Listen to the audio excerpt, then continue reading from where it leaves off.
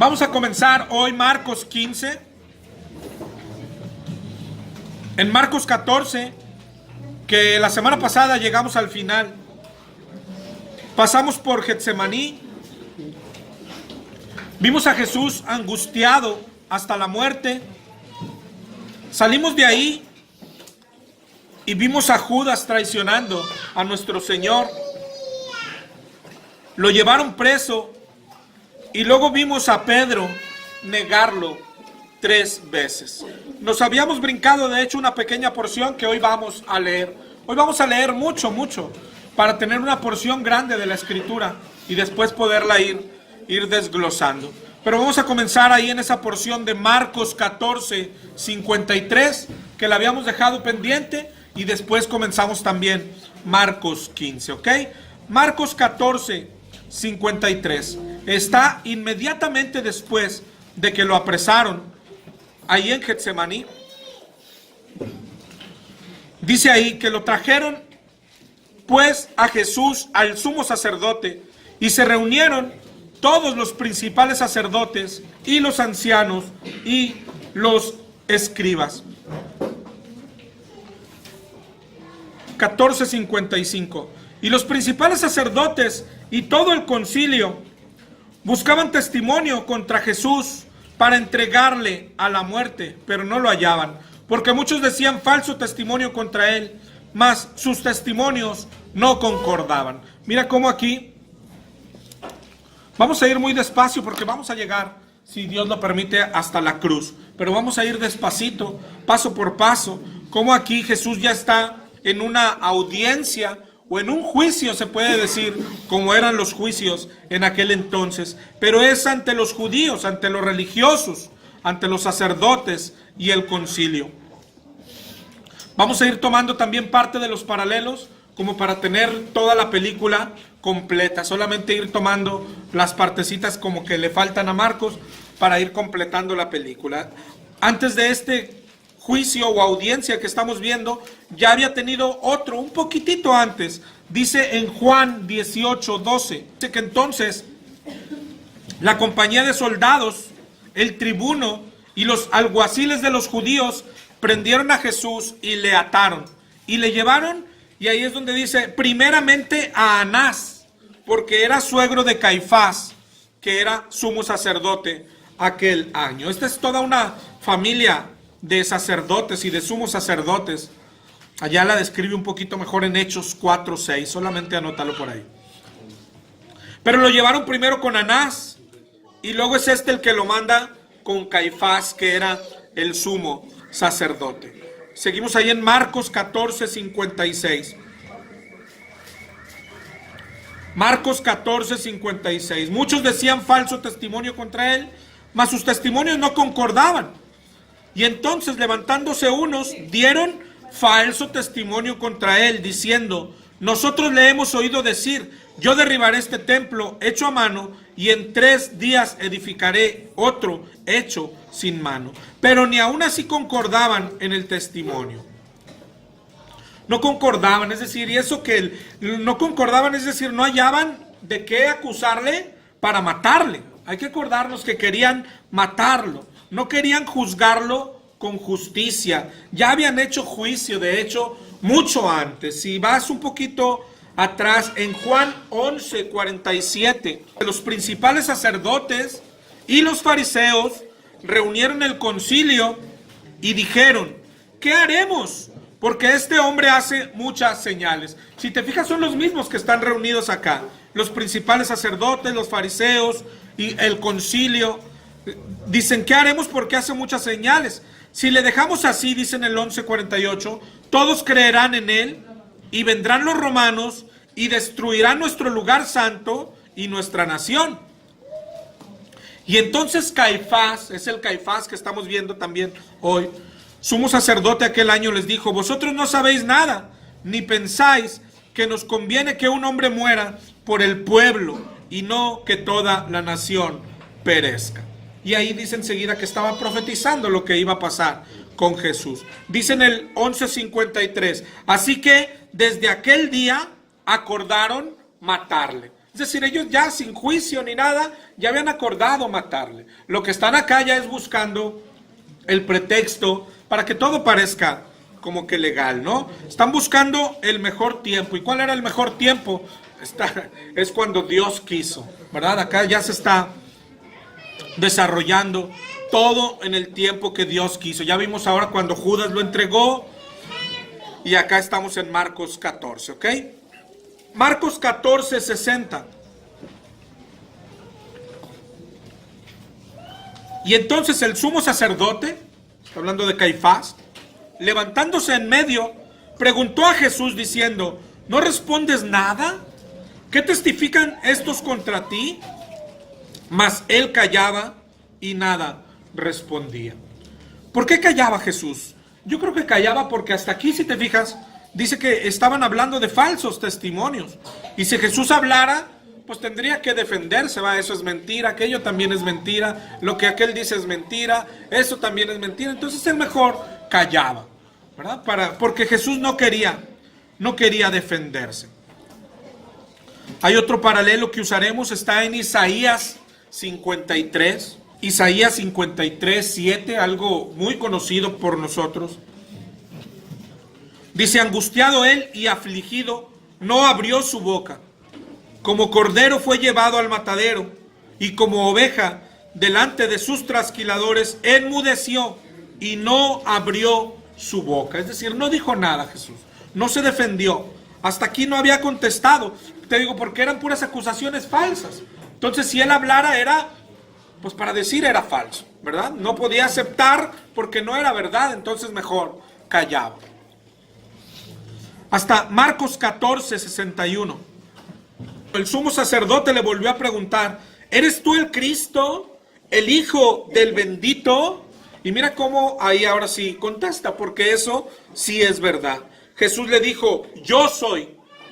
Y verás al Hijo del Hombre sentado a la diestra del poder de Dios y viniendo en las nubes del cielo. Y entonces el sumo sacerdote, rasgando su vestidura, es decir, calificando aquello como blasfemia, dice: ¿qué más necesidad tenemos de testigo? ¿Habéis oído la blasfemia? ¿Qué os parece? Y todos ellos le condenaron, declarándole ser digno de muerte. Y otra vez concluyeron, ya habían concluido que lo querían matar, aquí vuelven a concluir que es digno de muerte, ya fue condenado. ¿Ok? Lo que sigue, dice Marcos 14, 65, algunos comenzaron a escupirle, a cubrirle el rostro, a darle de puñetazos y a decirle: profetiza. Y los alguaciles le daban de bofetadas. Eso está pasando a nuestro Señor. Ahí comenzó el castigo que nuestro Señor está cargando. Y ahí es cuando vimos que Pedro entonces lo niega 3 veces. Y ahí en ese contexto vamos a comenzar Marcos 15. Marcos 15:1. Te digo que hoy vamos a leer una gran porción. Dice ahí enseguida: muy de mañana. Fíjate cómo quiere decir que pasó toda la noche preso, maltratado. ¿Te acuerdas que lo apresaron de noche acá en Getsemaní? No dice dónde lo tuvieron, si en el patio, si en un cuarto. El juicio había sido de madrugada. Eso ya era de por sí bastante irregular. Pero ya lo enjuiciaron, ya lo condenaron a muerte. Y muy de mañana, habiendo tenido consejo los principales sacerdotes con los ancianos, los escribas y todo el concilio, llevaron a Jesús atado y le entregaron a Pilato. Vamos a otro paralelo en Juan 18, 29. Llevaron a Jesús atado, le entregaron a Pilato. Vimos en Marcos y dice Juan 18, 29. Entonces salió Pilato a ellos y les dijo: ¿qué acusación traes contra este hombre? Respondieron y le dijeron: si este no fuera malhechor, no te lo habríamos entregado. Como diciendo ellos: con que nosotros te lo traigamos basta, es decir, ya lo enjuiciamos. Tú tendrías que creernos, ¿va? Que es un malhechor y matarlo y ya, ¿no? Pero Pilato les dice: tómenle vosotros, júzguenle según vuestra ley. Pero los judíos le dijeron: es que a nosotros no nos está permitido dar muerte a nadie. Es decir, ellos querían matarle, no querían enjuiciarlo según ley, no querían meterlo a la cárcel, no querían que lo azotaran nada más, ellos querían matarle. Y aunque en la ley judía estaba permitida la muerte, en la práctica en aquel entonces, como los romanos ya dominaban esta nación, eran ellos los que decidían a quién matar o a quién no. Es decir, solo los romanos tenían poder para decir a quién matar y a quién no. Por eso ellos, aunque ya lo habían decidido que era digno de muerte, tenían que ir ante Pilato en este caso. Volvemos a Marcos 15, 2. Perdón porque vamos a ir a varios lados, te voy a traer de paseo, entonces márcalos. Pilato le preguntó, ¿eres tú el rey de los judíos? Y respondiendo él le dijo, tú lo dices. Y los principales sacerdotes lo acusaban mucho. Lo acusaban mucho quiere decir de muchas otras cosas. Es decir, es blasfemo, es alborotador, dijo que iba a destruir el templo, dijo que no le dieran el dinero al César, y lo acusaban mucho, de muchas cosas.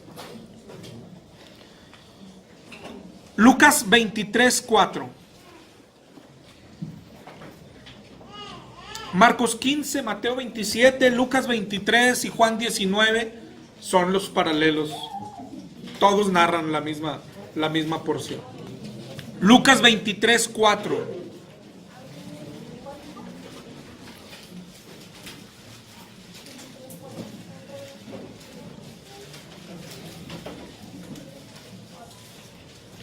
Pilato dijo a los principales sacerdotes y a la gente, ningún delito hallo en este hombre. Pero ellos porfiaban, es decir, terqueaban, insistían, diciendo lo que te decía ahorita, alborota al pueblo, enseñando por toda Judea, comenzando desde Galilea, es decir, querían acusarlo de algo. Pero ahí cuando dice comenzando desde Galilea, dice en el 23:6 de Lucas, entonces Pilato, oyendo decir Galilea, preguntó si el hombre era Galileo, y al saber que era de la jurisdicción de Herodes, lo remitió a Herodes, que en aquellos días también estaba en Jerusalén. Herodes era el gobernador de Galilea, pero estaba en Jerusalén porque era cuando se celebraba la fiesta, ¿verdad? Que todos tenían que venir a Jerusalén. Entonces Pilato supo que este era de Galileo, supo que Herodes estaba acá y dijo, pues yo aquí me lo quito de encima, y lo mandó a Herodes. Lucas 23, 8. Herodes, viendo a Jesús, se alegró mucho. Si te fijas hasta aquí, este ya es el cuarto juzgador ante el que está Jesús. Comenzó con Anás, luego estuvo con Caifás, luego estuvo con Pilato y ahora está delante de Herodes. Herodes se alegró, dice ahí, porque hacía tiempo que deseaba verle, porque había oído cosas acerca de él y esperaba verle hacer alguna señal. Y le hacía muchas preguntas, pero él nada respondió. Y estaban los principales sacerdotes y escribas acusándole con gran vehemencia. Es decir, a donde iban, a donde lo mandaban, iban de atrás repitiendo las mismas acusaciones. Y entonces Herodes, con sus soldados, le menospreció y escarneció. Escarnecer es burlarse, humillando a alguien. Es decir, se burlaron de él. Lo vistieron de una ropa espléndida. Es decir, él decía que era rey, lo vistieron como rey y volvió a enviarle a Pilato. Dice ahí algo adicional. Se hicieron amigos Pilato y Herodes porque antes estaban enemistados entre sí. Herodes ya lo devolvió a Pilato.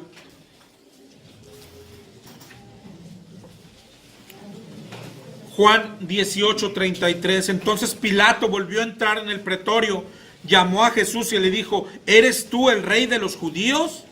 Y Jesús le dice, ¿dices tú esto por ti mismo o te lo han dicho otros de mí? Es que en esto estaba la salvación, ¿te acuerdas? En creer lo que Jesús es.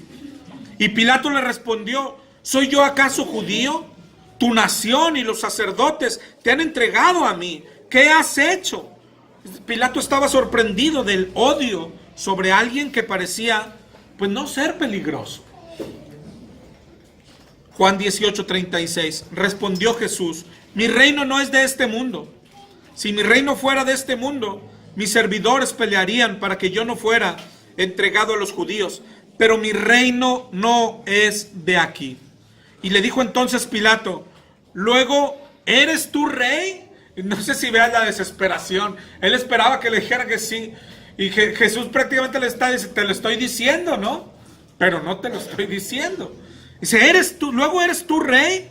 Y Jesús le vuelve a decir: tú dices que yo soy rey. Yo para esto he nacido y para esto he venido al mundo, para dar testimonio a la verdad. Todo aquel que es de la verdad escucha mi voz. Y le dijo Pilato: ¿qué es la verdad? Y cuando hubo dicho esto, salió otra vez a los judíos y les dijo: yo no hallo en él ningún delito. Pero Pilato hace una respuesta que yo creo que hoy nos la encontramos en el mundo, ¿no? ¿Qué es la verdad? ¿Qué es la verdad? ¿No? Hoy el mundo cree que la verdad es relativa. Y esto es algo que los cristianos debemos de saber firmemente. No dudar jamás. La verdad, Jesús es la verdad y la vida, Él lo dijo. Esto que nosotros estamos leyendo es la verdad. Lo que Él dijo, lo que Él hizo, esa es la verdad. No hay ninguna otra verdad. La verdad no es relativa. La verdad o es o no es. Hoy el mundo dice: bueno, cada quien tiene su verdad, o hay muchas verdades. No, no es así. No es así. Los cristianos creemos esto y esto es la verdad. Es decir, no dudamos, no permitimos. Oye, ¿y cómo saber si esto es verdad? ¿Cómo saber si los mormones no tienen la verdad? ¿Cómo saber si...? No, esto es la verdad. No hay duda. El mundo puede creer en muchas verdades o creer que la verdad es relativa. No, esto es la verdad. Lo que leemos, esta es la verdad. Juan 17:17 dijo: santifícalos en tu verdad, tu palabra es verdad, dijo Jesús a su Padre. Marcos 15:4. Y otra vez le preguntó Pilato diciendo: ¿nada respondes? Mira de cuántas cosas te acusan. Mas Jesús ni aun con eso respondió. De modo que Pilato se maravillaba. ¿Te acuerdas que quiere decir se sorprendía? Ahora bien, en el día de la fiesta les soltaba un preso, cualquiera que pidiesen. Y había uno que se llamaba Barrabás, preso con sus compañeros de motín que habían cometido homicidio en una revuelta. Y viendo la multitud, comenzó a pedir que hiciese como siempre les había hecho. Y Pilato les respondió: ¿queréis que os suelte al rey de los judíos? Porque conocía que por envidia le habían entregado los principales sacerdotes. Mira el orden como lo narra Marcos. Es decir, hay una costumbre donde el gobernador romano siempre les daba como que una muestra de gracia al pueblo judío, ¿sí? Al pueblo judío, y les soltaba un preso siempre en estas fechas. ¿Por qué? Porque el gobernador sabía que era una fecha importante para los judíos, era una fiesta judía, ¿sí? Y ya se había hecho una costumbre. Vimos en el 15:8 que la multitud comenzó a pedir que hiciese como siempre les había hecho. Es decir, ellos comenzaron a pedir, ¿sí? Suéltanos un preso como siempre, suéltanos un preso. Y Pilato cree que les ha llegado la luz y dice: ok, quieren que les suelte al rey de los judíos. Porque él sabía que por envidia le habían entregado los principales sacerdotes. Mas los principales sacerdotes incitaron a la multitud para que les soltase más bien a Barrabás. Y respondiendo Pilato, les dijo otra vez: ¿y qué pues quieren que haga del que llamáis rey de los judíos? Y ellos volvieron a dar voces: crucifícale, crucifícale. Y Pilato les decía: pues qué mal ha hecho. Pero ellos gritaban aún más: crucifícale. Y Pilato, queriendo satisfacer al pueblo, soltó a Barrabás y entregó a Jesús después de azotarle para que fuese crucificado. Hasta aquí es la primera parte de lo que vamos a ver hoy. Principalmente habla de todos los juicios que tuvo que atravesar nuestro Señor en la tierra, juicios injustos todos. El que se ve un poco más honesto, que como que lo quería salvar, es a Pilato, que se ve un poco más honesto que todos. Pero yo creo que lo más sorprendente hasta aquí es que todos estos que acabamos de pasar, desde Pilato, la mujer de Pilato, que también la mujer de Pilato le puso un poco de temor a Pilato, porque decía que por medio de sueños que no tuviera nada que ver con este justo. Pero la mujer de Pilato, Anás, Caifás, toda la multitud, todos los que lo ataron, todos los soldados y el mismo Barrabás, un día estuvieron ya, eso ya es pasado para nosotros, delante de este Cristo que hoy estamos leyendo, que lo tuvieron ellos delante, con el poder de enjuiciarlo. Un día estuvieron todos ellos delante de él, ahora para recibir juicio. Eso es maravilloso, pero maravilloso también lo que muestra es el grado de la humillación de nuestro Señor, ¿sí? La humillación de nuestro Señor que permitió esto. O sea, esto es una humillación, es grandísimo el pasaje hasta aquí. Son grandísimos los eventos. El juez del mundo siendo enjuiciado por el mundo. Lo que dice Filipenses, ¿verdad? Que se hizo obediente hasta la muerte y muerte de cruz. Lo que dice Filipenses, que tengamos el mismo sentir que tuvo nuestro Señor, que al final del día es humildad, ¿verdad? Humildad. Pónganse por debajo de todos. Cuando dijo, lávense los pies los unos a los otros, sean como yo, que soy manso y humilde de corazón, ¿sí? Pero yo creo que lo increíble que se ve en todo este periodo de juicios es que todos estos estuvieron ya, todos, desde Anás, Caifás, todos los sacerdotes, todo el concilio, Pilato mismo, Barrabás, que fue suelto, todos estuvieron ya un día delante de Jesús para recibir juicio. Imagínate, aunque hoy leemos que Jesús estaba delante de ellos, aparentemente recibiendo el juicio de ellos. Es maravilloso el contraste. Juan 19:7. Solo para ver esto que decían los judíos y cómo yo creo que aquí se ve el odio que le tenían. En Juan 19:7 en adelante dice, los judíos le respondían, nosotros tenemos una ley y según nuestra ley debe morir, porque se hizo a sí mismo hijo de Dios. Si te fijas aquí en lo que está diciendo, ya nuestra ley lo condena a muerte, pero ustedes nos prohíben matarlo, entonces por eso lo traemos para que lo maten ustedes. Pero nuestra ley ya está determinado que debe de morir. Pero cuando Pilato oyó decir esto, tuvo más miedo. Es decir, están diciendo, ¿cuál es la acusación? Que él dice que es hijo de Dios. Y Pilato se asusta más, es decir, como, ¿y si es el hijo de Dios? Y Pilato se detiene un poco más. Y entró otra vez en el pretorio y le dijo, ¿de dónde eres tú? Mas Jesús no le dio respuesta. Y Pilato le dijo, ¿a mí no me hablas? ¿No sabes que tengo autoridad para crucificarte y autoridad para soltarte? Y Jesús le dijo, ninguna autoridad tendrías contra mí si no te fuese dada de arriba. Por tanto, el que a ti me ha entregado, mayor pecado tiene. A Pilato le está pasando lo que le pasó una vez a Agripa con Pablo, ¿te acuerdas? Dijo, por poco y me convences. Es decir, está tan cerca, está arañando la salvación, está al lado del Hijo de Dios y solo bastaba reconocerlo como Hijo de Dios. Y está dudando, y si sí es, y si no es, pero su orgullo lo traiciona y le dice, ¿no te das cuenta que estás en mis manos?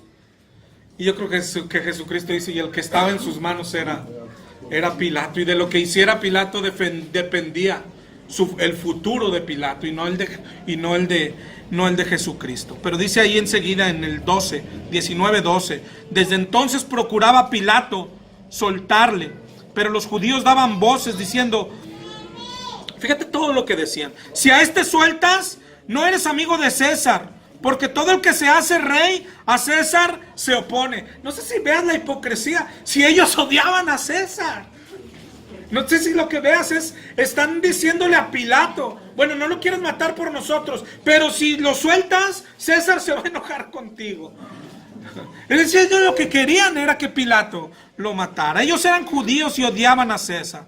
Entonces Pilato, oyendo esto, llevó fuera a Jesús, se sentó en el tribunal, en el lugar llamado el Enlosado, y en hebreo Gabata. Era la preparación de la Pascua, y como a la hora sexta, entonces dijo a los judíos: he aquí vuestro rey. Pero ellos gritaban: crucifica. Pilato les dijo: a vuestro rey he de crucificar. Y mira lo que respondieron los principales: no tenemos más rey que César. Esa no era una respuesta judía. Los judíos tenían un rey. El rey era Dios. Sí, de hecho lo querían matar porque se hacía como Dios. Pero están convenciendo a Pilato: mátalo, él está haciendo esto. Y a Pilato le dicen: nuestro rey es César. Si es que si no lo haces, pues te la verás con César. Pero es la hipocresía, ¿no? En su máxima expresión. Los que odiaban a César, acá le dicen a Pilato: nuestro rey es César. ¿Pero de qué hablas? Lo único que querían era darle muerte al Señor. Hoy vamos a llegar a la cruz, si el Señor lo permite. 15:15. Pilato, queriendo satisfacer al pueblo, le soltó a Barrabás y entregó a Jesús después de azotarle para que fuese crucificado.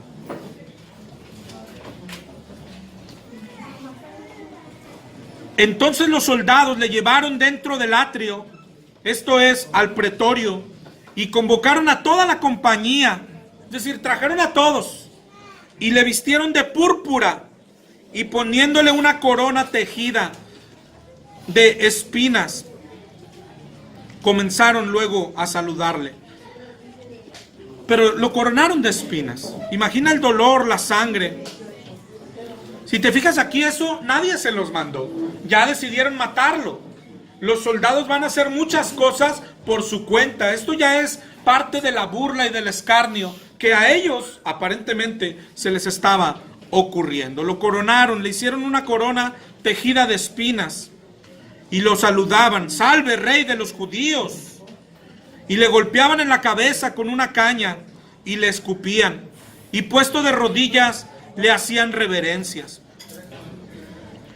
Y después de haberle escarnecido, le desnudaron la púrpura y le pusieron sus propios vestidos y lo sacaron para crucificarle. Estas son partes que los evangelios nos narran muy deprisa, ¿verdad? Muy deprisa, que tenemos que ir yendo a otros lados para ir viendo cómo fue la pasión de Cristo. Pero ya en este momento su estado ya era malo. Lo habían azotado como mandaba la ley judía, como era la ley judía. Lo habían escarnecido, lo habían coronado de espinas. Dice en el 15:21 de Marcos: obligaron a uno que pasaba, Simón de Cirene, padre de Alejandro y Rufo, que venía del campo, a que le llevase la cruz. Y le llevaron a un lugar llamado Gólgota, que traducido es lugar de la calavera, y le dieron a beber vino mezclado con mirra, mas él no lo tomó. Hay quien dice que este vino y mirra lo que hacía era reducir el dolor. Entonces no quiso, como veíamos ahorita, él no quería defenderse. Aquí tampoco quiso que le redujeran el dolor. 15:24. Y cuando le hubieron crucificado, repartieron entre sí sus vestidos, echando suerte sobre ellos para ver qué se llevaría cada uno. Y era la hora tercera cuando le crucificaron. Y el título escrito de su causa era: el rey de los judíos. Su causa quiere decir su delito, la causa de por qué lo estaban crucificando. Le habían puesto el rey de los judíos. ¿Te acuerdas cuando has visto aquí una cruz y dice INRI? INRI, eso es lo que significa, ¿verdad? I de Jesús, N de Nazareno, Jesús Nazareno, R de rey, y la otra I de judíos, ¿verdad? Jesús Nazareno, rey de los judíos. 15:27. Crucificaron también con él a dos ladrones, uno a su derecha y el otro a su izquierda, y se cumplió la escritura que dice: fue contado con los inicuos. Aquí vamos a Lucas 23 para que nos narre lo que pasó con estos dos ladrones. Lucas 23, 39 en adelante. Uno de los malhechores que estaban colgados le injuriaba, diciendo: si tú eres el Cristo, sálvate a ti mismo y a nosotros. Respondiendo el otro, lo reprendió diciendo: ¿ni aún temes tú a Dios, estando en la misma condenación? Nosotros, a la verdad, justamente padecemos, porque recibimos lo que merecieron nuestros hechos, mas este ningún mal hizo. Y dijo a Jesús: acuérdate de mí cuando vengas en tu reino. Y entonces Jesús le dijo: de cierto te digo que hoy estarás conmigo en el paraíso. Tremenda promesa, ¿no? A un ladrón crucificado. Ya estaban crucificados, pero yo creo que lo que se ve aquí es más tremenda la petición de un crucificado a otro, ¿no? Que no son iguales. Siempre ha sido increíble cómo reconoció a Dios en la cruz, ¿no? Es increíble si los dos están crucificados. Pero eso lo salvó. Eso, reconocer a Jesús como Dios que puede salvar. Marcos 15, 29, ya me lo acabamos.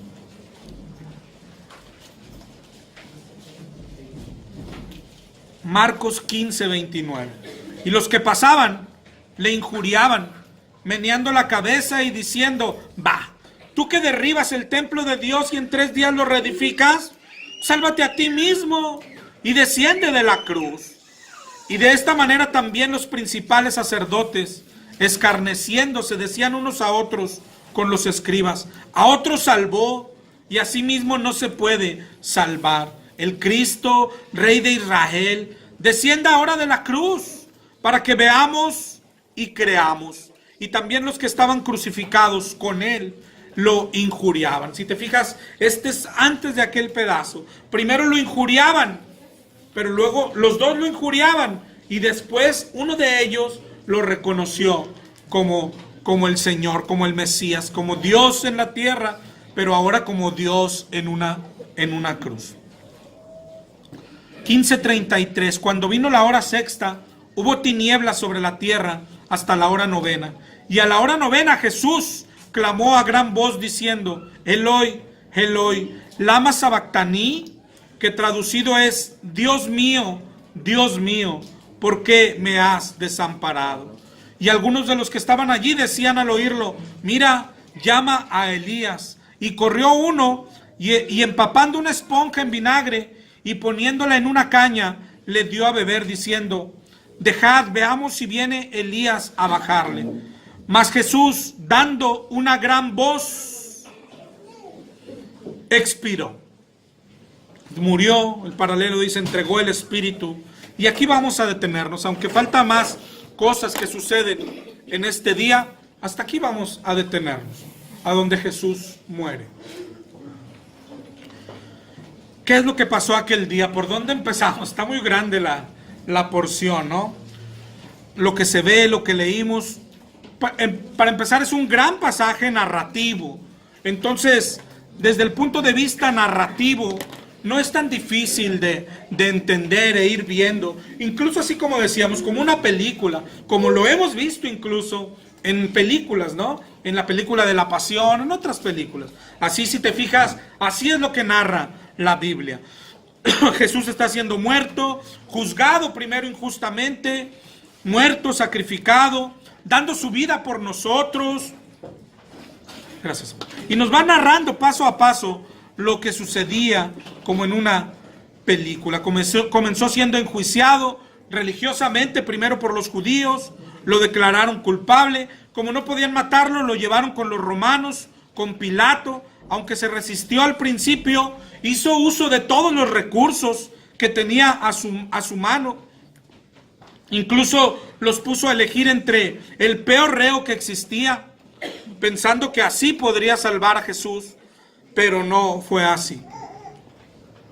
El pasaje consiste, como en los 2 domingos pasados, a obtener lo que Dios quiere enseñarnos, depende de que nos pongamos en el lugar correcto.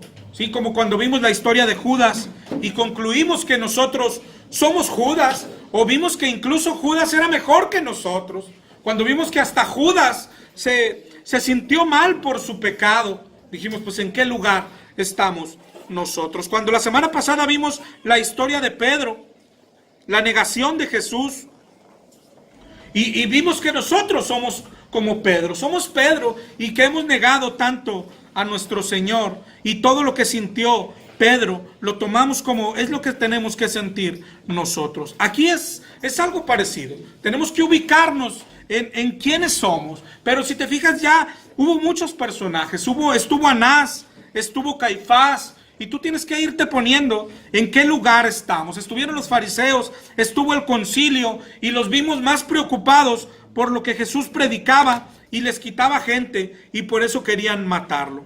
Vimos a Pilato, tal vez el más decente de todos, entre comillas, ¿no? Porque él no odia a Jesús, él tiene dudas respecto a Jesús. Él de hecho vemos que no comprendía por qué lo odian. Él decía, yo no hallo ningún mal en él. Cuando vio que era posible que fuera el Hijo de Dios, hasta temor sintió y se lavó las manos, ¿verdad? Lo que tenemos que ir viendo es, por ejemplo, ¿eso lo hizo salvo?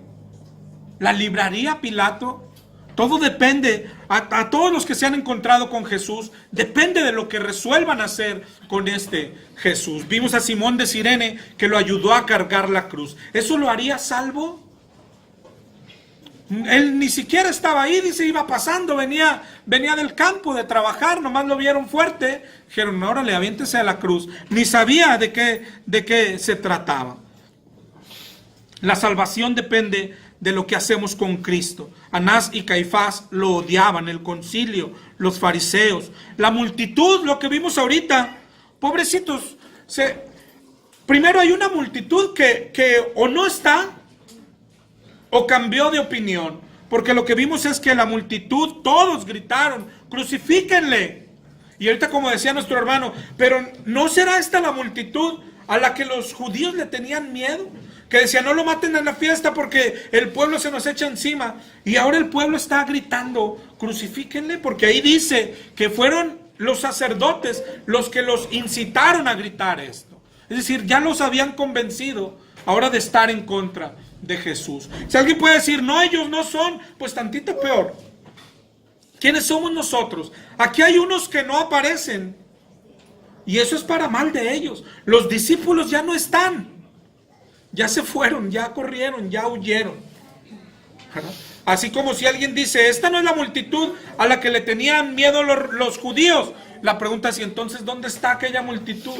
¿En dónde está aquellos que cuando entró a Jerusalén decían, Hosana, bendito el que viene? ¿Dónde están? ¿Verdad? Si no son estos, porque gritan crucifíquenle, pues tantito peor. Entonces están dentro de los que lo abandonaron y corrieron. Pero la pregunta es, ¿y nosotros quiénes somos? ¿Nosotros quiénes somos? La multitud puede tener en su favor, entre comillas, decir, bueno, es que a mí los sacerdotes me incitaron, a mí los sacerdotes me engañaron. Pero la pregunta es, ¿y eso les hará salvos? La respuesta es no. La respuesta es no. Pilato no fue salvo porque un día dijo, bueno, pero yo me voy a lavar las manos, Y dijeron, lávese todo lo que quiera, a nosotros mátenos a Cristo. Eso no lo hizo salvo, lavarse las manos. No lo hizo salvo tener dudas. No lo hizo salvo a la multitud que fueran incitados o engañados. Eso no los hace salvos. La forma más sencilla de verlo es en dónde estamos nosotros. Y a veces así hemos entendido este pasaje, y es correcto. Es decir, somos la multitud, ¿no? Y se nos da a escoger entre Jesús y Barrabás. Y eso es todos los días hoy todavía. Cuando está el bien y el mal a nuestro alcance, escoger el bien es escoger a Jesucristo. Y escoger el mal es estar dentro de aquella multitud que sigue escogiendo a Barrabás y prefiriendo a Barrabás siempre. ¿Ok? Y ahí es una forma de verlo. Acuérdate que es un narrativo y esta es una forma de verlo. Pero hay otra forma de ver toda la escena. Por eso quería ver así como que toda la película. Mírala bien, está la multitud los fariseos, está Jesús en el pretorio, está Pilato, que es en este caso el que va a decidir en este juicio, y está Barrabás. ¿Okay? Y hay una cruz esperando nada más entre ellos dos, una sola cruz entre Jesús o Barrabás, porque Barrabás iba a ser crucificado.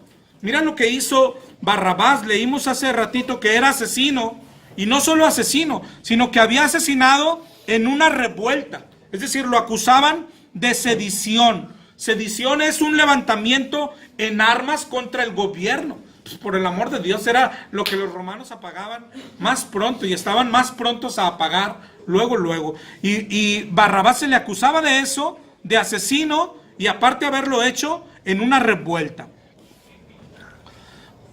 Y si a los que crucificaron al lado de Jesús eran ladrones, dice nada más, eran ladrones y los crucificaron, pues imagínate lo que le esperaba a Barrabás, ¿verdad? Entonces, está la multitud, está Jesús, está Pilato, está Barrabás, y hay una cruz. Está el castigo, y solo alguien de ahí merece la cruz. De hecho, por eso Pilato lo ofrece. Si te fijas, la diferencia sí es que el pueblo empezó a decir: haz lo que haces en cada fiesta, suéltanos a uno. Y ellos dicen: quieren que le suelte a este, ¿no? Y dicen: no, suéltanos al otro, ¿verdad? Barrabás era el peor que estaba en aquella cárcel. Si te fijas lo que se ve en aquel pretorio, en aquella película, hay fotos así como que de la película de la Pasión, donde se ve el cuadro, se ve a Pilato, se ve a Jesús, se ve al otro lado a Barrabás, y a veces nos ponemos nosotros de este lado como la multitud, escogiendo o a Jesús o escogiendo a Barrabás, y lo que tenemos que hacer es subirnos al pretorio. Es decir, nosotros estamos ahí arriba, espiritualmente estamos ahí arriba. ¿Okay? Barrabás es el delincuente, el asesino, el agresivo, el peleonero, el ladrón, es lo peor de lo peor. Barrabás no buscaba salvación. Barrabás sabe que va a ser crucificado. Muy poco dice la Biblia de Barrabás. Sin embargo, su nombre, al mencionarlo, si te das cuenta, compite con el nombre de Judas. ¿Te acuerdas cuando hablamos de Judas?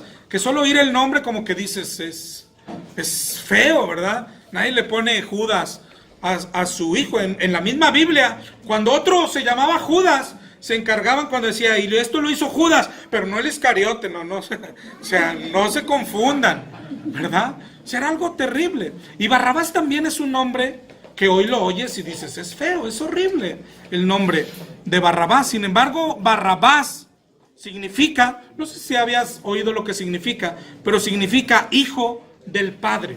Eso es lo que significa Barrabás. La palabra Bar significa hijo, como cuando dijo de Pedro, Simón Bar Jonás, que es hijo de Jonás. Bar significa hijo, y Abba, pues yo creo que conocemos la palabra Abba, ¿no? Entonces Barrabás es hijo del Padre, hijo de Papito. Eso es lo que significa Barrabás. No es tan feo, ¿verdad?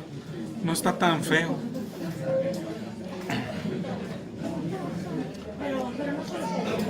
Pero Barrabás, te digo, subirse al pretorio es entender que tú y yo somos Barrabás, que tú y yo fuimos Barrabás. Barrabás es Judas, Barrabás es Pedro, Barrabás somos tú y yo, un pecador, un sucio, un culpable. Y no solo eso, sino que su castigo estaba a punto de llegar a él.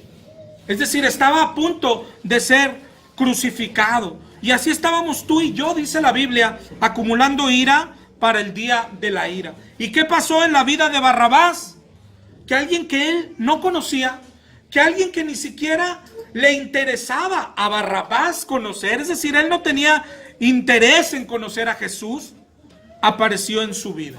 Pero tú y yo tampoco, hermanos, si haces memoria, tampoco lo conocíamos y tampoco teníamos intenciones de conocerlo. Si acaso lo habíamos escuchado, así lo había escuchado Barrabás. ¿Alguna vez nosotros habíamos visto a Jesús en una película?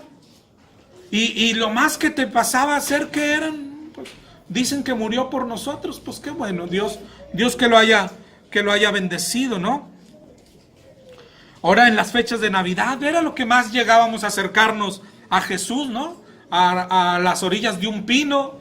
Era lo más cercano que estábamos de Jesús, a darle un besito y robarle una colación, ¿no? Esa era nuestra relación con Jesús. Y a nadie le interesaba más. Es decir, podemos juzgar a Barrabás y verlo y decir, él no estaba buscando a Jesús. Claro, nosotros tampoco lo estábamos buscando. Nadie, absolutamente nadie lo estaba buscando. Lo que era Navidad para nosotros era un pretexto para hacer posadas, fiestas, para tomar, para eso. Nunca lo habíamos conocido. Él fue el que interrumpió nuestras vidas. Él fue el que se metió donde no lo llamaban. Él se metió donde nadie lo estaba buscando, ¿verdad? Como lo hizo con Barrabás. Pero Jesús, se apareció de repente. Barrabás era malo y no estaba arrepentido, igual que nosotros. Dice Romanos 5:8, que siendo aún pecadores, Cristo murió por nosotros. Dijo Jesús a los discípulos en Juan 15:16, no me eligieron ustedes a mí, sino que yo los elegí a vosotros. Y tú vas por la Biblia y esto es lo que pasó, hermano. Pedro estaba pescando y Jesús vino a él y lo llamó. No fue Pedro a él. ¿Quién más? Mateo estaba cobrando impuestos y Jesús vino a él. Jesús viene a las personas. Pablo venía a apresar cristianos y Jesús viene a Pablo y lo tumba de aquel caballo. Y así es por toda la Biblia. Abraham estaba contento con sus otros dioses y es Dios el que se le aparece y lo llamó a dejar su tierra y su parentela. Moisés estaba contento con su familia apacentando las ovejas de su suegro y es Dios el que viene en medio de una zarza y lo llamó. Así es Dios. Dice Romanos 9, no depende del que quiere, sino del que Dios tiene misericordia. Esos éramos nosotros. En la película de hoy no somos la multitud. Tenemos que subirnos para recibir lo que Dios quiere darnos hoy. Tenemos que subirnos al pretorio, ¿sí? Y ver a Pilato y ver a Jesús de un lado y ver del otro lado a Barrabás y entender que nosotros somos como Barrabás. Esos éramos nosotros. 9:16, hermano. Gracias, hermano. Esos éramos nosotros como Barrabás.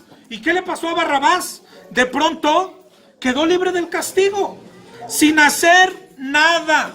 Y nosotros también sucedió un día. ¿Qué pasó con Barrabás? Que alguien va a tomar la cruz que él debía cargar. Y la cargó también por nosotros. Alguien va a tomar el castigo que Barrabás debía padecer. Alguien va a morir en su lugar. Es decir, por el amor de Dios, somos Barrabás. Es una bendición.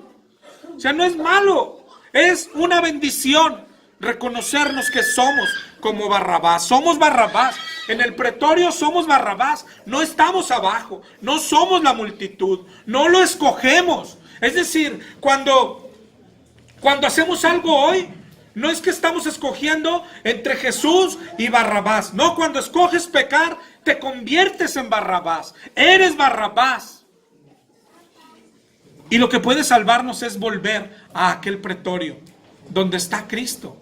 Eso es lo único que puede salvarnos. El problema con Barrabás es que él salvó su vida terrenal. Y la espiritual, no sabemos. No sabemos, no se sabe. Es probable que no. Hay una película de Barrabás, no sé si la has visto, donde te lo pintan como que sí, debería de ser hermoso que así haya sido. Pero la Biblia no nos dice más. Pero el problema es espiritual. Tal vez muchos de nosotros digamos, no somos revoltosos, no hemos matado, no hemos robado, pero espiritualmente somos como Barrabás o hasta más. O hasta más. Lo que acabamos de leer todo, visiblemente te decía, es fácil de entender. ¿Qué está pasando? Están matando a Jesús injustamente. ¿Por qué? Ahí decía, por envidia, por ser un peligro para la religión. Lo acusaron de blasfemia, de decir que era el Hijo de Dios. Pero espiritualmente, ¿qué es lo que está pasando? Espiritualmente, lo que estamos leyendo, lo que leímos hoy, hasta donde llegamos hoy, lo que acabamos de leer, es la parte central de toda la Biblia. Es la parte central de toda la Biblia. Es la parte central de la historia de Dios. Es la parte central de la historia del mundo. De esto trata la historia de la humanidad. Es lo más importante que ha existido y existirá. La Biblia de hecho se parte en dos, así, ¿te acuerdas? Por Antiguo Pacto y Nuevo Pacto. Pero tanto el Antiguo Pacto como el Nuevo Pacto, el Antiguo Testamento y el Nuevo Testamento, los dos apuntan a este momento, a este evento. Aquí es donde se derrama, dijo Jesucristo, esta es la sangre del nuevo pacto. Ahí se está derramando la sangre del nuevo pacto. En el Antiguo Testamento leímos también que el nuevo, dice del antiguo, es sombra de lo que había de venir. Esto es lo que había de venir. Es decir, todo el Antiguo Testamento apunta a Cristo, pero apunta a este momento. Todo el Antiguo Testamento, por ejemplo, si tomamos el pasaje allá en Génesis 22, cuando Abraham iba a sacrificar a su hijo, porque Dios se lo pidió. Dice en Génesis 22:7, habló Isaac a Abraham su padre, y le dijo, Padre mío. Y él respondió, heme aquí. Y él dijo, he aquí el fuego y la leña, pero ¿dónde está el cordero para el holocausto? Y respondió Abraham, Dios se proveerá de cordero para el holocausto, hijo mío. E iban juntos. ¿De qué está hablando aquello? Aquello está apuntando a Cristo. Es acá ahora en el Nuevo Testamento, cuando Jesús viene a Juan el Bautista, ¿te acuerdas? Cuando está bautizando en el río, y Juan lo ve, dice Juan 1:29, que dijo, he aquí el Cordero de Dios que quita el pecado del mundo. Y cuando vas a Apocalipsis, allá en el 5, cuando vimos adoración, ¿y quién apareció ahí abriendo los sellos? ¿Te acuerdas? El Cordero como inmolado. Es decir, este es el evento central. El Antiguo Testamento habla de este evento y el Nuevo Testamento se dedica a este evento. Esto es lo que parte la historia. Esto es lo que parte la vida. Todo el sistema sacrificial del Antiguo Testamento apuntaba hacia Cristo. Todo el sistema sacrificial. Hace semanas hablamos un poco de la Pascua y hoy la vamos a retomar un poco. Vimos la Pascua, ¿te acuerdas? Comenzamos a verla solamente para ver que Dios había dejado hoy para nosotros una fiesta que se llama la Santa Cena. ¿Sí? La Pascua ya no se celebra. ¿Por qué? Porque Cristo es nuestra Pascua. El contexto es cuando el Señor se hizo un pueblo, lo hizo en Egipto, ¿te acuerdas? Por medio de José, que llevó su familia allá. El pueblo comenzó a crecer y cuando José muere, comenzaron a ser esclavizados y maltratados por un nuevo faraón. Muchos años, y Dios escuchó su clamor y quiere sacar a su pueblo de Egipto. Faraón no los deja ir. Ahí para eso llamó a Moisés, para que fuera delante de Faraón a decirle que dejara ir al pueblo. No los dejaba y Dios mandó 10 plagas. Pero antes de la 10ª, la última, mandó esto a Moisés. En Éxodo 12:3 en adelante dijo, hablad a toda la congregación de Israel. Diles, en el 10 de este mes, tome cada uno un cordero, según las familias de los padres, un cordero por familia. El animal será sin defecto, macho de 1 año, lo tomaréis de las ovejas o de las cabras. Lo guardaréis hasta el día 14 de este mes y lo inmolará toda la congregación del pueblo de Israel entre las 2 tardes. Y tomarán de la sangre y la pondrán en los 2 postes y en el dintel de las casas en que lo han de comer. Y aquella noche comerán la carne asada al fuego y panes sin levadura, con hierbas amargas lo comerán.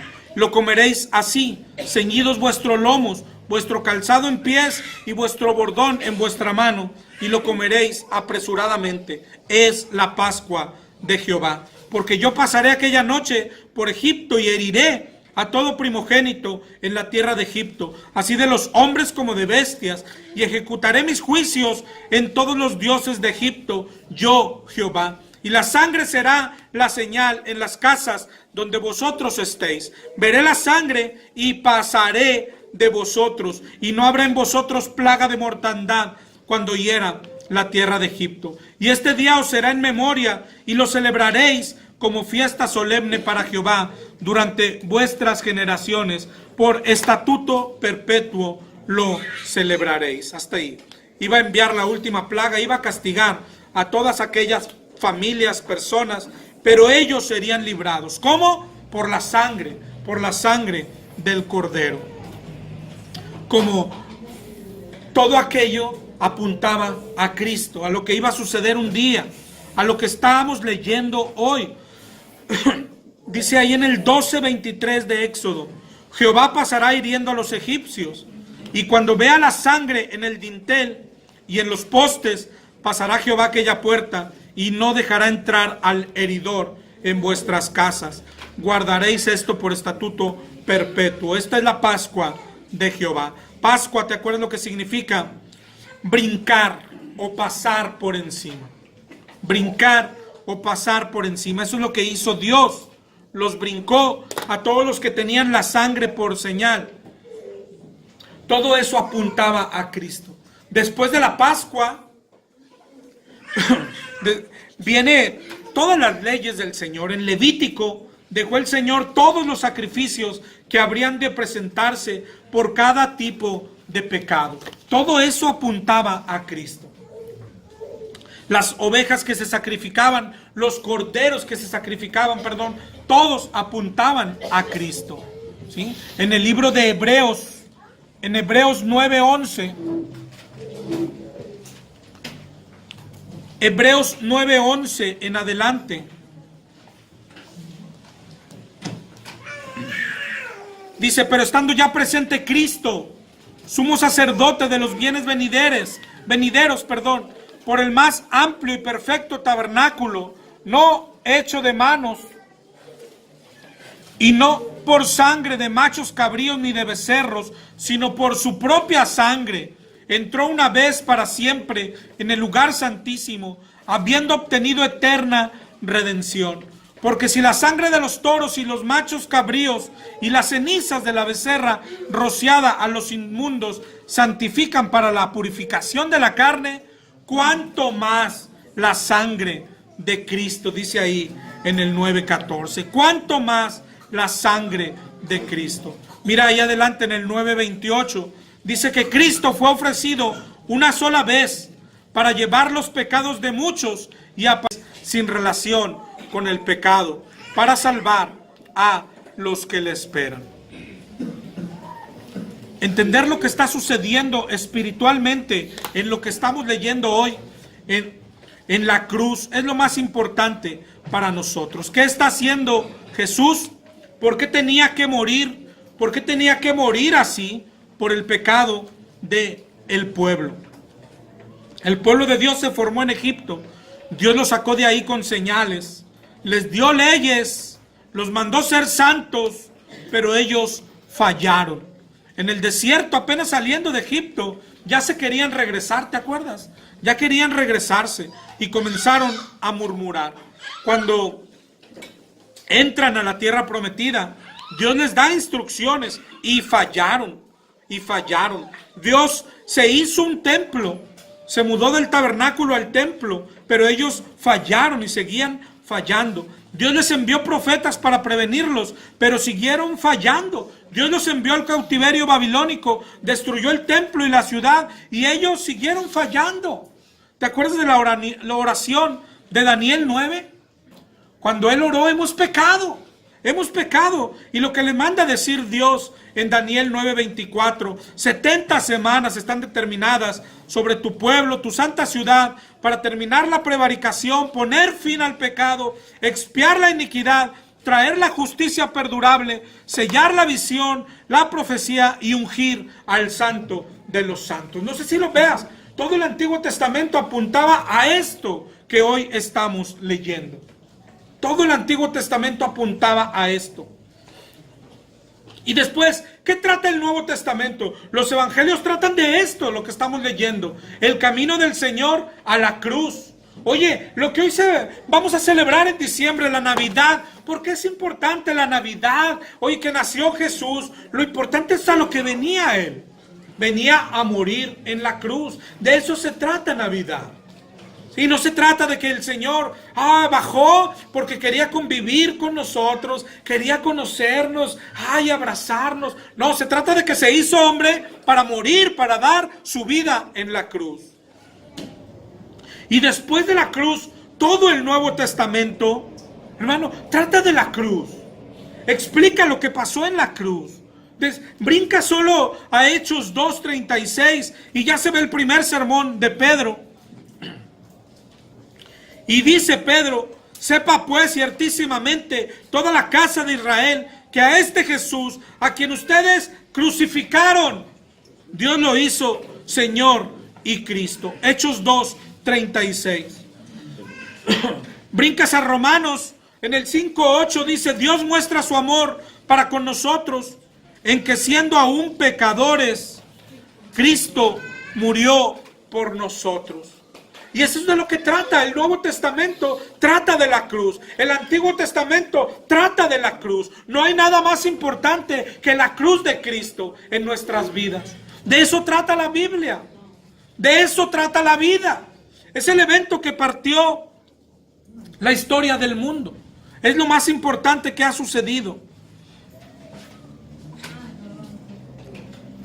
Dice Efesios 2:16: mediante la cruz quería el Señor reconciliar con Dios a ambos en un solo cuerpo. Primera de Corintios 5:19 dice que Dios estaba en Cristo reconciliando consigo al mundo, no tomándoles en cuenta a los hombres sus pecados.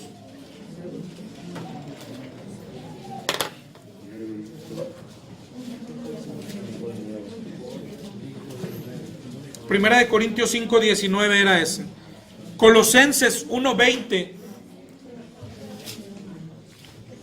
dice que por medio de Él, está hablando del Señor Jesús, reconciliar consigo todas las cosas, a las que están en la tierra como las que están en los cielos, haciendo la paz mediante la sangre de su cruz.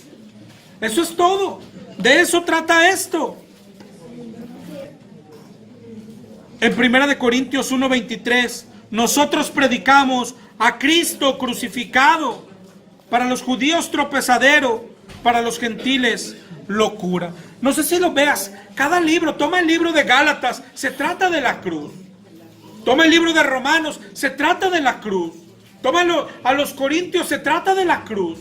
Todo se trata de la cruz. Es decir, hacia atrás y hacia adelante, el centro es la cruz. El Antiguo Testamento apuntaba a la cruz. El Nuevo Testamento explica la cruz. Quiere explicarnos, Pablo, lo que pasó en la cruz. La cruz es lo importante. Y eso es lo que estamos leyendo hoy. Todo el paseo que hemos dado hoy y la explicación es para que entiendas. El evento que estamos leyendo es lo más importante que ha existido y existirá. No hay nada más importante. Todo gira alrededor de este evento de la cruz. Y entender lo que pasó en la cruz. Entender lo que pasó en la cruz. Dice Colosenses 2:13: a vosotros, estando muertos en pecados y en la incircuncisión de vuestra carne, os dio vida juntamente con Él, perdonándoos todos los pecados, anulando el acta de los decretos que había contra nosotros, que nos era contraria, quitándola de en medio y clavándola en la cruz. Ahora, fíjate este pasaje. Lo que él dice es lo que vimos ahorita. Cuando se crucificaba a alguien, se le ponía aquí encima por qué lo estaban crucificando. Ahorita leímos de Cristo. Su causa, es decir, su motivo era que se había hecho pasar como el rey de los judíos. Y aquí es lo que pusieron en la cruz. Pero acá está diciendo otra cosa. Vimos en Colosenses 2:14, anulando el acta de los decretos que había contra nosotros, que nos era contraria, quitándola de en medio y clavándola en la cruz. Y eso es a donde queremos llegar, a lo espiritual. Es decir, en aquella cruz física, En el mundo físico, decía aquí, lo matamos porque se hizo rey de los judíos. Pero en aquella cruz, en el mundo espiritual, no decía eso. En aquella cruz estaba nuestra acta. Nuestra acta. Todo lo que tú y yo éramos, era lo que clavaron en aquella cruz. Espiritualmente. En el mundo espiritual. En el mundo espiritual, aquella cruz no tenía aquí, no decía INRI. Aquí decía por peleonero, por adúltero, porque golpeó a su esposa, porque engañó a su esposa, porque mató a 3, a 4, porque robaba en el trabajo, porque era lujurioso. Todo eso, toda nuestra acta fue clavada ahí. Espiritualmente es lo que enseña este pasaje que acabamos de leer. Y por eso dice Gálatas 3:13, nosotros merecíamos ser malditos. Y dice aquí que Cristo nos redimió de la maldición de la ley, hecho por nosotros maldición, porque está escrito, maldito todo el que es colgado en un madero. Eso fue nuestro Señor, hecho por nosotros maldición. Le clavaron aquí todos nuestros delitos. No sé si alguien sigue llenando su hojita de pecados, ¿te acuerdas de ella? Bueno, la clavaron aquí, al Señor. La clavaron ahí. Todo eso, que insultabas personas, que humillabas meseros, que te encantaba el dinero, que eras avaricioso. Todo eso, todo fue clavado en la cruz. ¿Cómo podríamos volverlo a cometer, no? ¿Cómo podríamos seguirlo cometiendo? ¿Qué estaba haciendo Jesús? Esa es la pregunta importante. La semana pasada y antepasada, cuando hablamos de Judas y de Pedro, nos llevó a concluir, yo creo que lo que éramos, pecadores sucios, y después lo que seguimos siendo. La historia de Pedro nos llevó a ver qué tan grave es el pecado de los cristianos. Y veíamos, es mayor que el del mundano. El mundano peca y ofende a alguien que no conoce, ¿sí? Pero el cristiano peca y ofende a aquel que le dio la vida, a aquel que lo ama, a aquel que tiene una relación de amor ahora contigo, aquel con el que convives diariamente. El pecado del cristiano es una traición. El pecado del cristiano es una puñalada por la espalda a Jesucristo. Y hablamos de lo que deberíamos de sentir, ¿te acuerdas? Vergüenza, pena. Y ojalá y nos llevara a llorar amargamente como lo hizo Pedro. Lo grave que es nuestro pecado es lo que estamos leyendo hoy. Lo que nos hace entender qué tan grave son nuestros pecados. Qué tan grave es aquello que seguimos cometiendo. Aquello que llamamos pecadito es todo lo que tiene que hacer y pasar Cristo. Ahí es donde se ve la gravedad de nuestros pecados. Lo estudiamos un poco cuando estaba Cristo en Getsemaní, ¿te acuerdas? ¿A qué le tiene miedo el Señor? ¿A qué le tiene miedo? Bueno, a lo que le tenía miedo el Señor, hoy lo que leemos en Marcos 15 es lo que ya comenzó a vivir.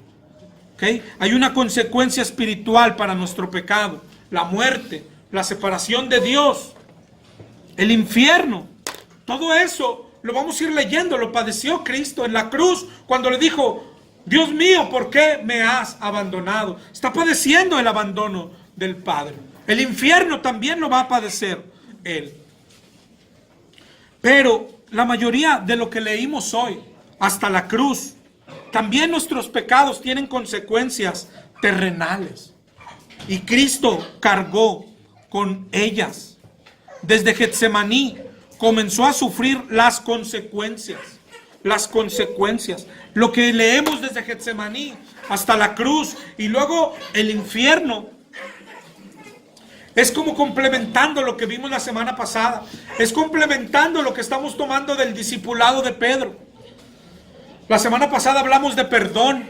Pídele perdón y Él te perdona. Y hoy esto contesta, ¿pero por qué podemos ser perdonados si nuestro pecado merece consecuencias? Y la respuesta es porque Cristo las pagó todas. Todas. No dejó de pagar ni una. Ni una. Y mira lo hermoso de todo el trayecto a la cruz. Porque, ¿te acuerdas? La semana pasada hablábamos un poco, de hecho cuando decíamos, bueno, ¿y si Pedro no lo hubiera negado? Bueno, nuestro Señor hubiera ido a la cruz.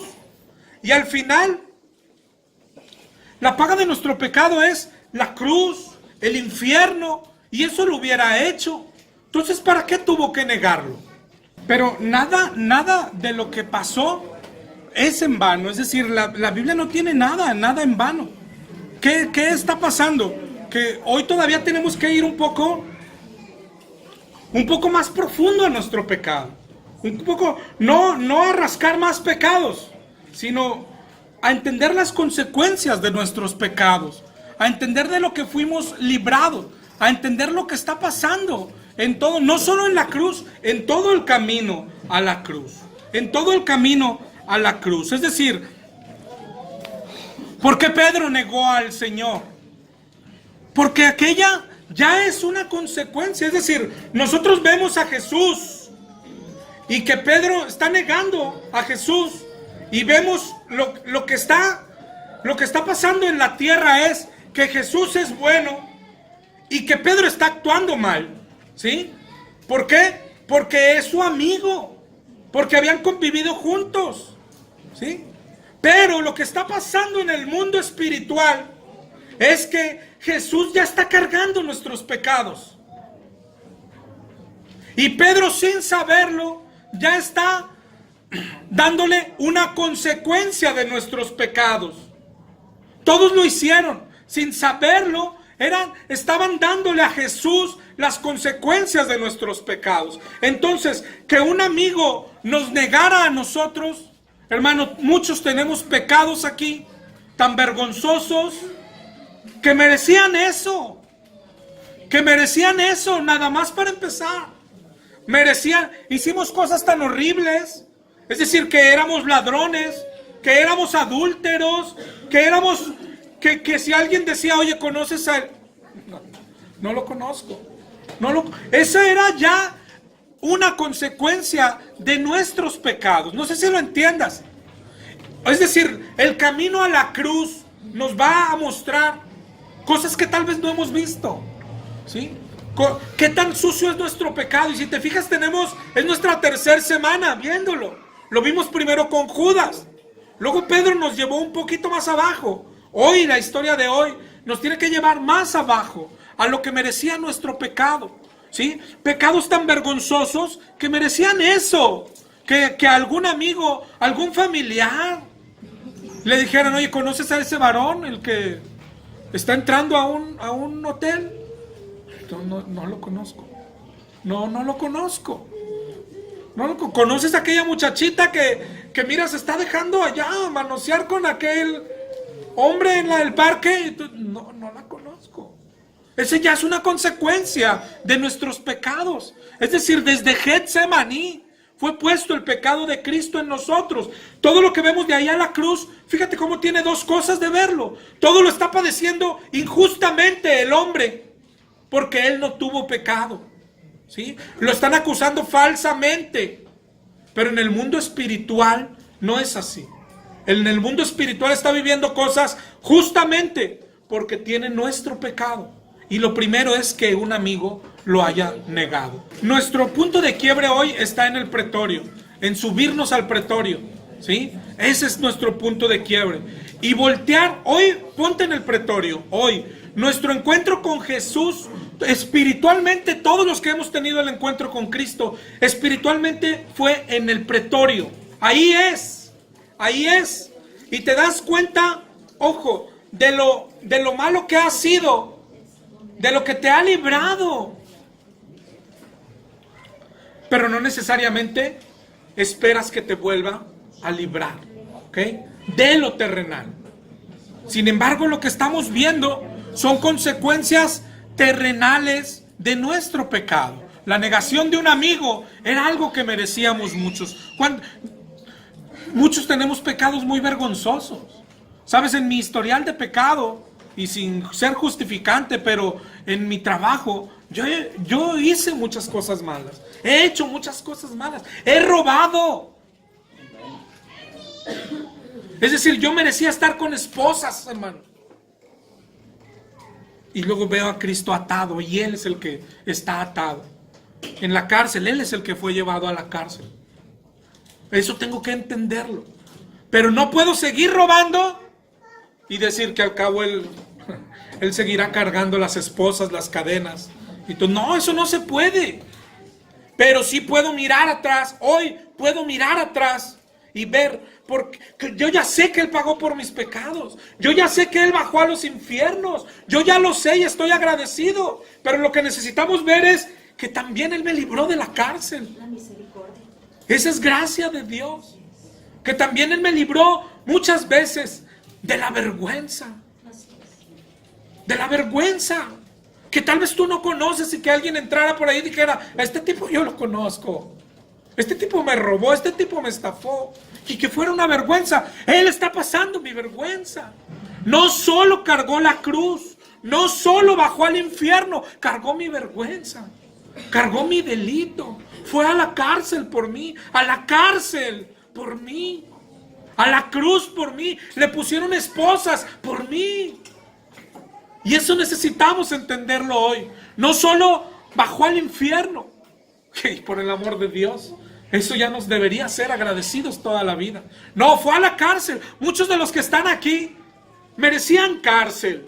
¿Cuántos robaron? ¿Cuántos robamos? Y tú dices, y me convertí, nunca me pasó nada. Y en algunos nos pasa. Pues lero, no me sorprendieron. No, sí te sorprendieron.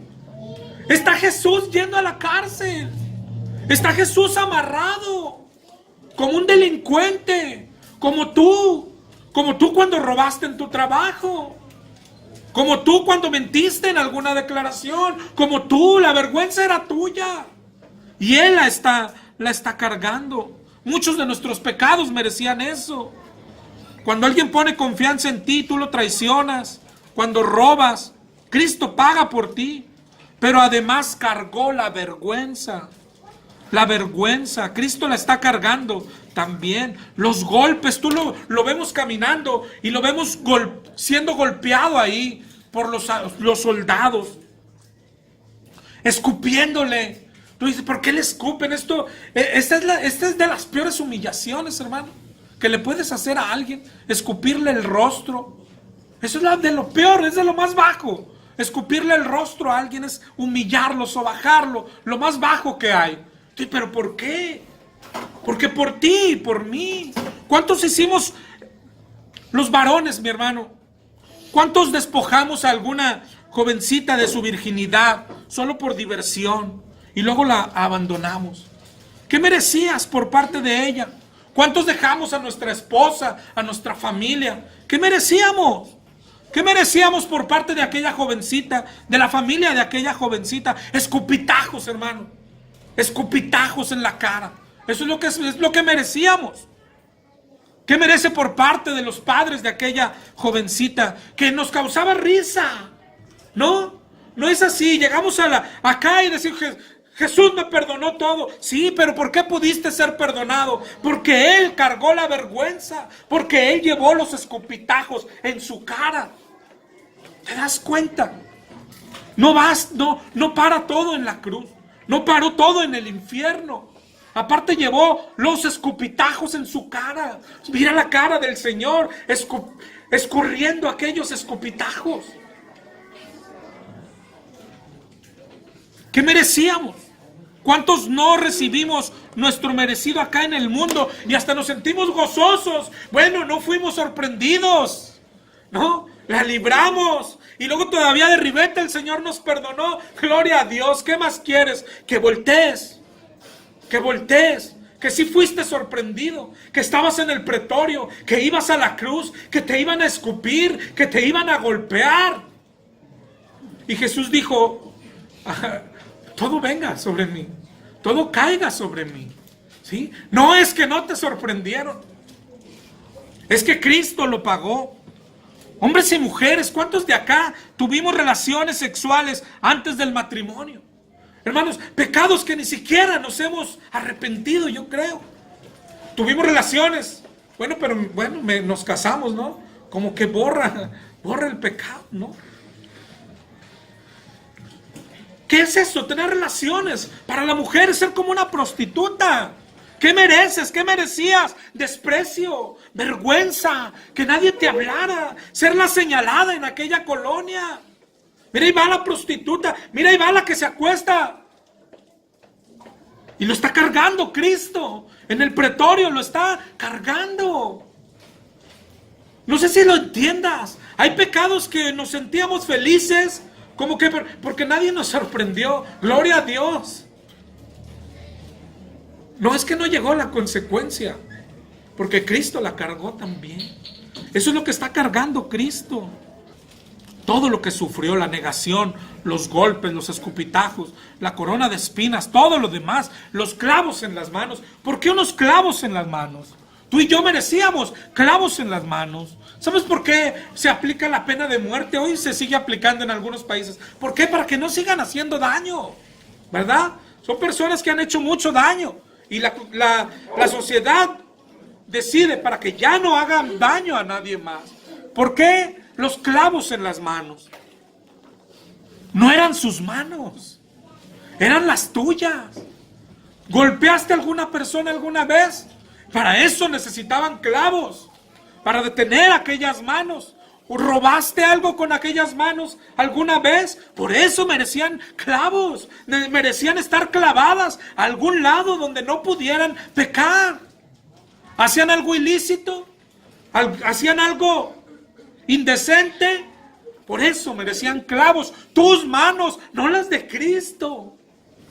No las de Cristo. Paso por paso, saliva tras saliva, golpe tras golpe, caña tras caña, espina tras espina, clavo tras clavo. Todo está cargando con nuestro castigo. No solo espiritual, terrenal también. Terrenal también. Todo lo que sufrió. ¿Cuántas cosas hicimos con esas manos que merecían ser clavadas? Los pies, dice Isaías 59:7. Sus pies corren al mal. Sus pies se apresuran para derramar sangre inocente. Nuestros pies merecían ser detenidos. Éramos malos. Merecíamos clavos. Cuando íbamos a aquel trabajo, a robar, merecíamos clavos. Cuando íbamos a visitar a aquella muchacha, a deshonrarla, necesitábamos ser clavados al piso. No te muevas más, por el amor de Dios. Ya no continúes en tu maldad.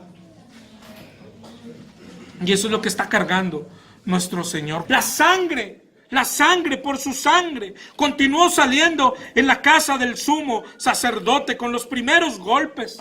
La sangre del Señor, la que salió de su espalda con cada azote, con aquellas cuerdas con puntas de hueso que se clavaban en la carne y arrancaban la carne y brotaba sangre, salpicaba sangre y está rociando la sangre, está rociando como se rociaba el dintel, está rociando como se rociaba el lugar santo, está rociando la sangre de su cara, por cada golpe que le hacía sangrar, la sangre de aquella, su cabeza, cuando le fue puesta la corona de espinas, aquella que se le clavó tan hondo, y empezó a brotar sangre, estábamos siendo limpiados por su sangre. No es algo que decimos como si fuera un amuleto, por su sangre, por esta sangre, que brotó el sudar, que brotó en los latigazos, que brotó con la corona de espinas, nos está limpiando. Cada gota, cada salpicada, está rociando, está brotando para todos lados. Imagina cómo terminó aquel pretorio, lleno de sangre, por su sangre, la sangre de su cara. La sangre de su cabeza, la sangre de sus manos, por el amor de Dios, cuando aquellos clavos lo perforaron, cuando lo recostaron en aquella cruz, cuando le asestaron martillazos. Esa sangre es la que ahora nos limpia, la sangre de los pies, la sangre de la espalda, cuando su espalda llena destrozada, hermano. Dice el Salmo 22 que se le veían los huesos, ¿te acuerdas? Y fue pegada a aquella cruz. La sangre de su espalda, la sangre de todo su cuerpo, esa sangre nos limpia. La sangre de aquel costado, Cuando le clavaron aquella espada. Y te acuerdas que dice, y salió sangre mezclada con agua. Bendita sangre de nuestro Salvador. Bendita sangre. ¿Cómo nos limpia? ¿Cómo nos limpia? Recordando que esa sangre era la que tú y yo deberíamos derramar. Es nuestra sangre la que tenía que estar tirada en aquel pretorio. Es nuestra sangre. Son nuestras manos las que tenían que estar en aquella cruz. Pero yo creo que la respuesta que nos salva o nos puede llevar a salvación es cuando dicen, ¿quién mató a Jesús? Y la verdad fue tu pecado y el mío. Nosotros lo matamos. Y no recibimos salvación. No hay forma de recibir salvación hasta que entiendas que los que mataron a Cristo fuimos tú y yo.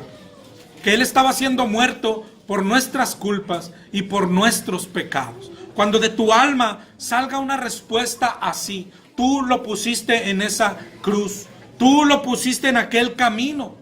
La corona era tuya, los clavos eran para ti. ¿Quién mató a Jesús? Tú y yo lo matamos. Y lo único que nos salva es reconocerlo. Reconocer que en el pretorio nosotros somos Barrabás. ¿Sí? Reconocer y ser o hacer lo que hizo aquel ladrón en la cruz. Reconocer su pecado. ¿Te acuerdas cuando él dijo, nosotros recibimos lo que merecieron nuestros actos, mas ningún mal ha hecho? Eso era lo que salvaba. Eso sigue siendo lo que salva. Reconocer nuestros pecados y apartarnos de él.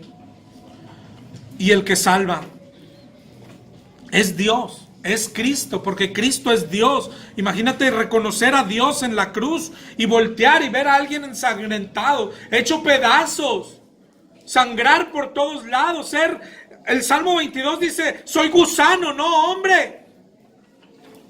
Y voltear y decirle, acuérdate de mí cuando vengas en tu reino. Eso es lo que lo salvó. El Pilato estuvo así de ser salvo. Así. Cuando dijo, y si es el Hijo de Dios, solo le faltó caer de rodillas y pedir perdón para ser salvo.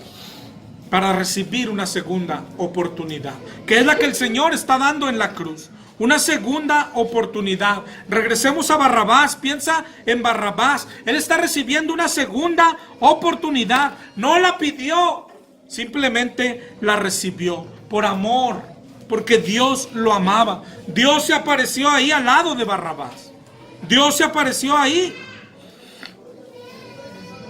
No sé si Barrabás pensó que estaba de suerte, o quizá fue que eran sus méritos. Tal vez les dijo a sus amigos, griten lo más fuerte que puedan, que sea librado.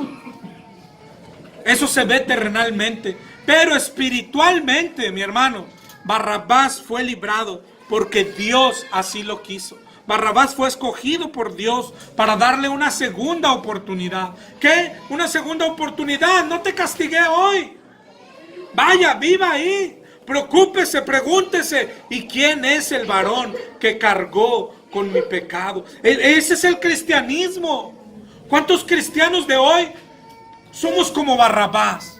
Si vamos a la iglesia, nos unimos a una iglesia. ¿Y por qué? Porque Cristo me salvó. Porque Cristo pagó por mí. Porque ya hice mi oración. Y conoces a aquel varón. No, ¿a quién le importa? Me salvó. Me salvó y ya. Oye, ¿y la Biblia? ¿A quién le interesa?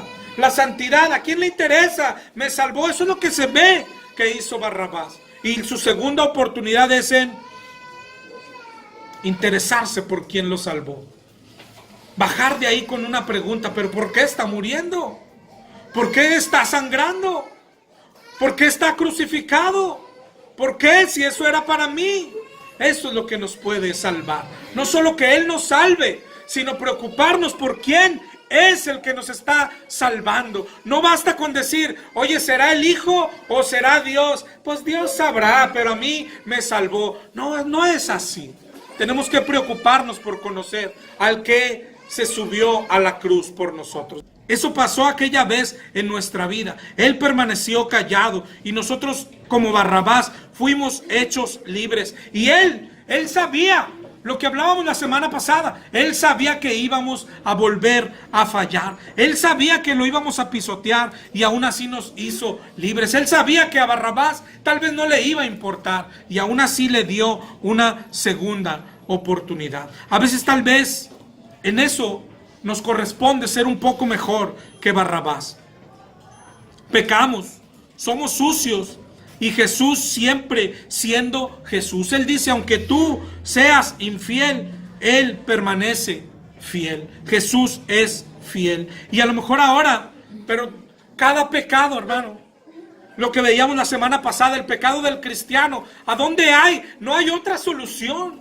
Es que el pecado no tiene otra solución más que ir al pretorio. Porque ahí es donde Cristo lo carga. Ahí es donde Cristo lo carga. Ir al pretorio. Y tal vez si nos pusieran hoy en el pretorio, seríamos un poco mejor que Barrabás. Podríamos sentirnos sucios, pero Jesús siempre es Jesús. Podríamos venir con vergüenza, los que hoy estamos con pecado, y saber que la vergüenza la mereces tú, y saber que los clavos los mereces tú, y saber que los escupitajos en la cara los mereces tú. Y que seguimos siendo ladrones. Y que seguimos siendo peleoneros. Y podríamos pararnos en el pretorio y tratar de decirle, no él, es a mí. Sabes, yo en la semana estuve así. Ya no quiero. Yo ya no quiero. Ya no quiero ponerlo en vergüenza. Yo ya no quiero que cargue mi castigo. Y sin embargo, Él siempre es Jesús. Y escucharlo, déjame otra vez, no, ya no. Y Él decía, déjame otra vez voy a cargar tu vergüenza. Es que no basta con el perdón, es que alguien tiene que pagar. Es que eso es lo que no hemos entendido, que Él nos perdona, pero no basta con el perdón. Alguien tiene que cargar la vergüenza. Alguien tiene que padecer los golpes. Alguien tiene que padecer la humillación. De alguien tiene que burlarse.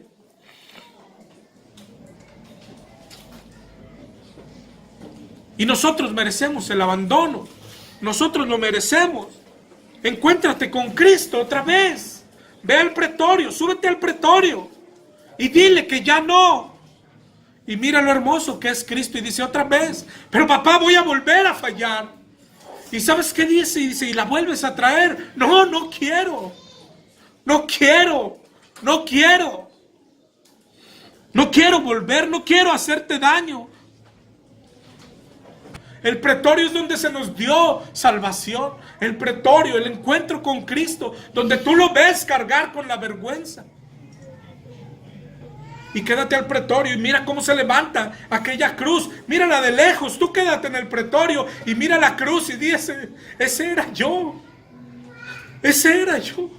Volví a robar, volví a ofender, volví a fallar, volví a insultar a mi esposa. Volví, mira la cruz de lejos. Pero es en el pretorio donde se nos da salvación. Súbete al pretorio, reconócete, Barrabás. Y mira todo lo que Él, míralo de espaldas, cómo va caminando, cómo va cargando con tus latigazos, cómo van llegando las ofensas. Míralo en la cruz, cómo se burlan de Él. Todos se burlan y dicen, a ver, si eres hijo de Dios, baja y todos vamos a creer. Entonces, ¿pero por qué se burlan? Soy yo el que merecía las burlas. Reconociéndonos Barrabás, hermanos, es cuando Él carga con nuestros pecados. Cuando Él nos da salvación. Es cuando nuestra alma se libera. Pero tienes que pasar primero por reconocerte, Barrabás. No minimizar el pecado. No minimizar las consecuencias. Nunca, nunca reír de lo que fuiste librado. Pero nunca pensar, bueno, qué bueno que nadie me vio. La libré, nadie me vio. No, Dios te vio. Merecías consecuencia y las cargó en Cristo. Las puso en Cristo. Todas las puso en Cristo. Este es el centro de la vida. Este es el centro de la historia. La cruz es lo más bello que ha existido. Quédate viendo la cruz. Quédate viendo la cruz, hermano. La cruz nunca se nos debe olvidar. Es el centro del cristianismo. Es el centro del cristianismo. Fuimos perdonados por gracia. Pero no quiere decir que nuestro pecado era cualquier cosa, sino que Él cargó todas las consecuencias, hasta las más mínimas e insignificantes. La negación de un amigo era para ti. El abandono de todos, ya no está nadie. Fue abandonado por su familia. Y nosotros a veces decimos, a mí me dejó mi familia, pero yo no merecía esto. No, sí lo merecías. Sí lo merecías. Mereces que nadie quiera estar contigo. Mereces golpes, escupitacos. Merecías cárcel. Muchos de los que estamos acá merecíamos estar en la cárcel y no hemos ido a la cárcel. Y sobre todas las cosas, merecíamos ser abandonados por Dios y merecíamos ir a un infierno de fuego eternamente. Y todo eso lo pagó nuestro Señor Jesucristo. Gózate, pon tus pecados por última vez en Él. Última vez, Padre, última vez. Nuestro encuentro con Dios es en el pretorio. Hay perdón y hay pago. Y hay una segunda oportunidad. Oremos, hermanos.